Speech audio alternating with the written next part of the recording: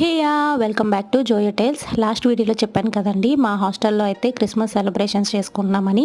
So దానికోసం అయితే preparation start చేసాము. నేనైతే ఫిష్ని మ్యారినేట్ చేసి పెట్టుకున్నాను. ఇంకొక అక్క అయితే చికెన్ కర్రీ కుక్ చేస్తుంది.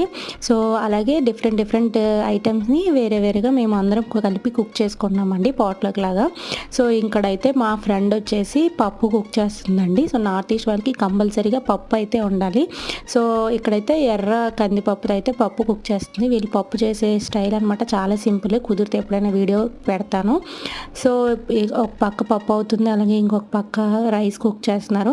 ఇంకా మా ఫ్రెండ్స్ ఇద్దరైతే సాలడ్ కోసం అయితే కట్ చేస్తున్నారు అనమాట, వెజిటేబుల్స్ అన్నీ. సో ఈ విధంగా అయితే హడావిడిగా అయితే మా క్రిస్మస్ సెలబ్రేషన్స్ అయితే స్టార్ట్ అయిపోయాయండి. ఐటమ్స్ అన్నీ కూడా చాలా టేస్టీగా చాలా బాగా వచ్చాయండి. సో అవన్నిటిని కూడా నేను నెక్స్ట్ వీడియోస్లో పెడతాను. ఇదిగోండి ఇక్కడ చూస్తున్నారు కదా, రైస్ అయితే కుక్ అవుతుంది పప్పుతో పాటు. వీడియో నచ్చితే లైక్ చేసి సబ్స్క్రైబ్ చేసుకోండి. బాయ్.